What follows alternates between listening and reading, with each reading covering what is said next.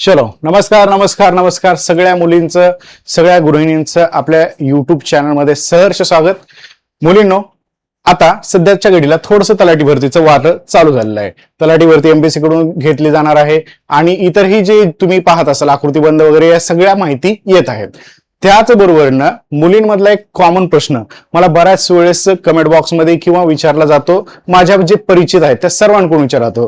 तर हा प्रश्न असा आहे की सर, मुलींसाठी किंवा गृहिणींसाठी तलाठी हे पद नेमकं कसं आहे, म्हणजे मुलींनी तलाठी या पदावरती काम केलं तर त्यांना काय अडचणी येऊ शकतात किंवा काय अडचणी येतात, किंवा आपलं घर सांभाळून सगळ्या गोष्टी सांभाळून आपल्याला हा जॉब करता येऊ शकतो का, किंवा जॉब करत करत पुढचा अभ्यास करता येऊ शकतो का, असे भरपूर सारे प्रश्न इथे विचारले जात असतात।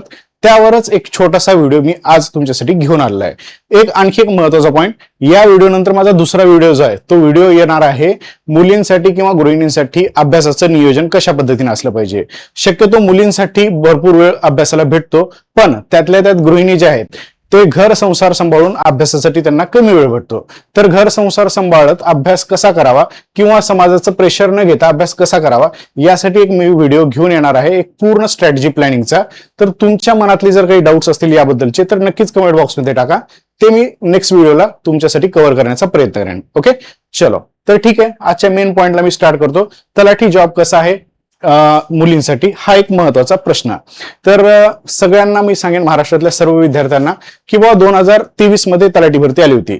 साधारणतः शक्यतो दरवर्षी ही जाहिरात यायला पाहिजे, पण 2019 नंतर 4 वर्षांतर 2023 मध्ये आली। आता 2026 चालू आहे, म्हणजे 3 वर्ष झालेली आहेत। आता या पुढच्या पिरियड मध्ये म्हणजे सर लगेचच्या लगे का, मला जरी तुम्ही पाहत असाल सगळ्याकडं आकृतीबंध बिंदू नामावली ह्या सगळ्या गोष्टी जरी ऐकत असाल तरी सुद्धा मला माझं प्राथमिक म्हणण्यानुसार किमान मित्रांनो 3-4 महिन्यापेक्षा जास्त टाइम या परीक्षांसाठी लागू शकतो। आणि परीक्षा एमपीएससी कडे गेल्यानंतर कदाचित ह्याच्यापेक्षा सुद्धा जास्त टाइम म्हणजे 6 महिन्यापेक्षा जास्त टाइम तुम्हाला या ठिकाणी लागू शकतो। हा पहिला पॉइंट।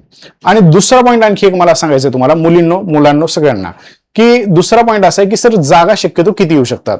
मागे जी चर्चा चालू होती मागणी पत्रकाची त्याच्यानुसार 1709 जागाची या ठिकाणी मागणी पत्रक गेल्याचं ऐकायला मिळत होतं। सोबतच मी असं सांगेन, जर जाहिरात पडली तर कदाचित 2500 पेक्षा जास्त पदाची जाहिरात तलाठी पदाची पडू शकते, ही नाकारता येत नाही।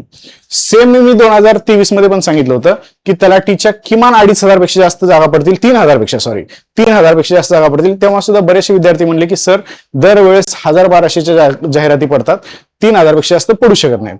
रिक्त सज्जे आणि सोबतच नवीन सज्जामुळे मागची जाहिरात 4000 पेक्षा जास्त पडली होती। यावेळेस देखील शक्यता आहे 2500 पेक्षा जास्त पदभरती येण्याची। मग आता मुलींनो तुम्ही एक लक्षात घ्या, जर 2500च्या आसपास जाहिरात पडली तर आपल्या रिझर्वेशन नुसार आपल्या वाट्याला किती जागा आहेत मुलींना, तर त्यानुसार आपण त्या जागेमध्ये जर 100% बसायचं असेल तर आपल्याला कशा पद्धतीने अभ्यास केला पाहिजे ह्या गोष्टीत सुद्धा आपण सविस्तर बोलूयात। फक्त एक जनरली जे विचारले जातात प्रश्न त्याबद्दलची शॉर्टकटमध्ये मी माहिती सांगितली। लक्षात ठेवा, तलाठी भरती जी आहे गृहिणींसाठी एक सोनेरी पहाट सुद्धा म्हणू शकतात। याच्या आधीच्या तलाठी भरतीमध्ये तुम्ही बघू शकतात माझ्या टेलिग्राम चॅनलला, एमपीएससी बाय पवन देशपांडे असेल किंवा आणखीन पवन सर टेक्स्टबुक असेल, या दोन्ही टेलिग्राम चॅनलला मी मागच्या तलाठी भरतीमधले भरपूर सारे रिझल्ट टाकलेले आहेत। आणि विशेष सांगतो, मी माझ्या सगळ्या रिझल्टमध्ये 50 ते 60% हे गृहिणींचे रिझल्ट आहेत, ज्यांचे लेकरं बाळ मोठे झालेले आहेत, काहींचे 1-2 वर्षाचे लहान मुलं आहेत, त्या मुलींनी सुद्धा अगदी छान पद्धतीने मेहनत करून पोस्ट काढलेली आहे 2023 मध्ये। ओके, त्यामुळं मुलींनी जर व्यवस्थित ठरवलं तर तुमच्यासाठी ही अवघड गोष्ट नाही पोस्ट काढणं। त्यामुळे तुम्ही प्रॉपरली व्यवस्थितरित्या अभ्यास करणं अपेक्षित असणार आहे। ओके, चलो तर ठीक आहे, एक एक गोष्ट याच्याबद्दलची माहिती सांगेनच मी तुम्हाला। सर्वप्रथम एक महत्वाची गोष्ट, एक बेसिकची बॅच 20 तारखेपासून सुरुवात होत आहे। याच्यामध्ये ऍक्च्युअल मध्ये मी 22 तारखेपासून जास्त डीप मध्ये शिकवायला सुरुवात करणार आहे, 22 मे पासून। ओके, तर ज्या मुलांना असं वाटतंय की मला अगदी बेसिक पासून तयारी करायची आहे, त्या मुलांनी या बॅचला कनेक्ट होऊ शकतात। ओके, साधारणतः वर्षभराचा हा टायमिंग आहे आणि सुरुवातीला 3-4 दिवस मी कंपनीला ऑफर मध्ये सांगितलं, हे सुरुवातीला 3 महिने 6 महिने अशामध्ये कन्फ्युजन व्हायचं भरपूर, त्यामुळे हा सेपरेट बॅच मी साईडला काढलेली आहे। सेपरेट बॅच साईडला काढली म्हणजे याच्यामध्ये कोणत्याही दुसऱ्या बॅचेस मिक्स करून तुमचं कन्फ्युजन वाढवणार नाहीये। तर हे एकदा एनरोल केलं की तुम्हाला ही एकच बॅच आणि ह्याच्यातले लेक्चर आणि ह्याच्यातले जे काही महत्वाचे पॉईंट्स आहेत हे तुम्हाला सतत दिसत राहतील। या उद्देशाने ही बॅच जी आहे ती लॉन्च केली आहे। ज्या मुलांना हे बॅच जॉईन करायचे असेल तर 1 इयरचं या ठिकाणी 1599 मध्ये तुम्हाला बॅच जी आहे ती बॅच जॉईन करता येऊ शकते 1 इयरची. ओके. आणि तुम्हाला सुरुवातीला जर फीस तिथं जास्त वगैरे काही दिसत असेल तर कोड जो आहे कुपन कोड जसा की पवन15 हा कुपन कोड टाकूनच ऍडमिशन घेत चला, म्हणजे तुमचं नाव माझ्याकडे रजिस्टर्ड होईल, माझे विद्यार्थी तुम्ही कळाल मला. ओके. तर हे जर अवघड जात असेल कुपन कोड टाकणं तर सरळ हा टेलिग्राम जो टाकलेला आहे मी, ओके, या टेलिग्राम चॅनलला मी लिंक पिन करून ठेवलेली आहे. हे सर्च करा पवन सर टेक्स्टबुक, पिन करून ठेवलेली लिंक आहे, त्याच्यावर क्लिक करा आणि त्याच्यावर क्लिक करून तुम्ही या बॅचला जॉईन होऊ शकतात. भरपूर साऱ्या भरमसाठ टेस्ट सिरीज आहेत, नोट्स आहेत, प्रॅक्टिस क्वेश्चन आहेत, ह्या सगळ्या आहेत आणि सोबतच ही संपूर्ण फॅकल्टी सुद्धा तुम्ही पाहू शकतात. ही फॅकल्टी सुद्धा तुमच्यासाठी लाईव्ह रेग्युलर लाईव्ह लेक्चर आणि सोबतच रेकॉर्डिंग भरपूर वेळेस पाहण्यासाठी अवेलेबल. म्हणजे एखाद्या मुलीला असं पण होऊ शकतं कामामुळे लाईव्ह लेक्चर करता येत नाही, तर त्या मुलीसाठी रेकॉर्डिंग सुद्धा अवेलेबल असणार आहे कितीही वेळेस पाहण्यासाठी. ओके. चलो ठीक आहे. तर सगळ्यात इम्पॉर्टंट गोष्ट, पहिली आणि महत्वाची गोष्ट, सर तलाठी हा जॉब मुलींसाठी कसा आहे? तर मुलींनो, मी मागचे 10 वर्ष महाराष्ट्र शासनामध्ये म्हणजेच महसूल विभागात मी तलाठी म्हणून स्वतः काम केलेलं आहे 10 वर्ष. ओके. आता लेटेस्ट मध्ये मी तलाठी म्हणून काम करत नाहीये, पण 10 वर्ष मी माझं या खात्यामध्ये काम करण्याचा माझा अनुभव आहे. हे काम करत असताना माझे सहकारी जे आहेत, ह्या सहकार्यांमध्ये भरपूर सारे सहकारी आता तलाठी तर असतातच आणि सोबतच मॅडम सुद्धा म्हणजे मुली सुद्धा या ठिकाणी तलाठी म्हणून काम करत असलेल्या पाहिलेल्या आहेत मी. ओके.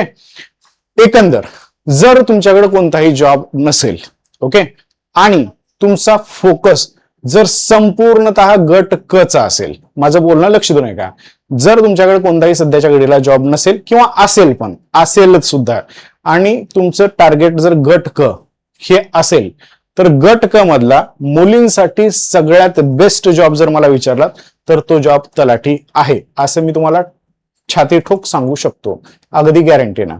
ओके.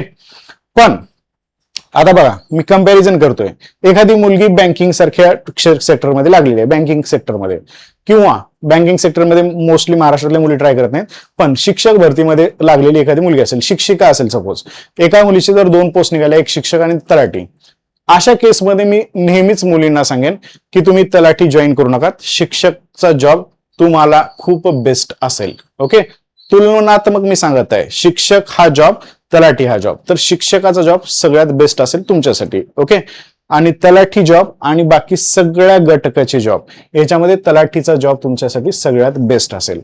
मुलींनो, तुम्हाला एक मी सांगेन, जर तुम्ही रेग्युलर काम करत राहिलात तर इथं फील्ड वर्क असल्यामुळं 10ला जाऊन टेबलवर बसा असं काही नसतं. तुम्ही सकाळी 7ला सुद्धा तुमच्या कामासाठी जाऊ शकतात. मोस्ट ऑफ टाइम वसुली वगैरेच्या ज्या गोष्टी असतात ह्याच्यामध्ये म्हणजे शासनाची वसुली असते, जमीन महसूल गोळा करणे, ह्याच्यामध्ये तुम्ही सकाळी 7-8 वाजता सुद्धा कामाला सुरुवात करू शकतात.